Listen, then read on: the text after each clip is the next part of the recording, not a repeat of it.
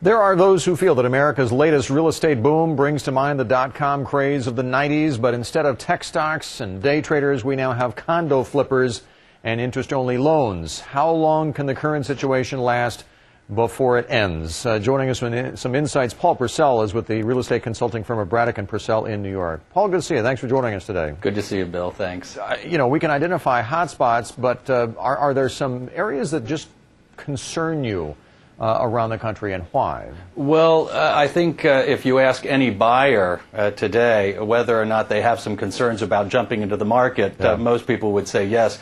Of great concern is our own New York City market. A recent study that just came out highlighting the second quarter statistics for 2005 indicated that we had a 30% increase on average in pricing versus the same quarter last year. That's a staggering number, I think. Especially when you consider that it was the gains outstripped the gains we saw in personal income, and that's usually a barometer used to try to measure a growth rate in real estate that cannot be sustained when price appreciation is faster than income appreciation, right? Absolutely. And you start to concern yourself, are people making smart decisions? Is this a repeat of the late 80s where people overextend themselves? And you mentioned mortgage product, and not only are rates low, but there's more product than there are cans of soup in a supermarket right now for people. So New York's got you concerned. I know you feel the West Coast is also a bit of a concern too. Well, yes? I look at both of the coastlines, and it's been this way for a number of years. You know, from Seattle to San Diego, Portland, Maine, down to Miami, we've had very similar markets, and they're moving in lockstep to a degree. I was talking earlier about the West Coast market in Anaheim and Santa Ana, and the pricing there has tripled over the last few years, and in the last year alone, it's up about 20%. So a three-bedroom home in Santa Ana is now on average about the median price rather is about 6 1/4. Yeah, right, right. Well, you just shake your head. But that's not to say it can't continue, right? Well, that's the $64,000 question. The only way we'll know if there's a bubble is when we hear it pop. But I think more interestingly is who's getting disenfranchised.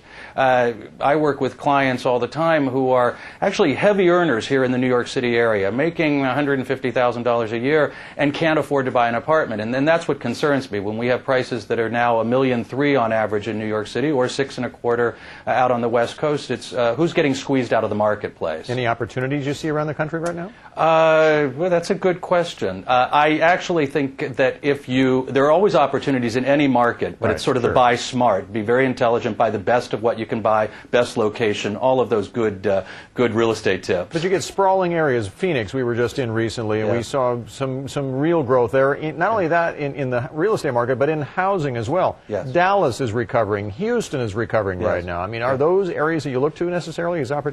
Well, again, harken back to what are you doing? Why are you doing this? You know, I'm not going to go buy property in Dallas just on an investment. And in fact, you talked about day traders.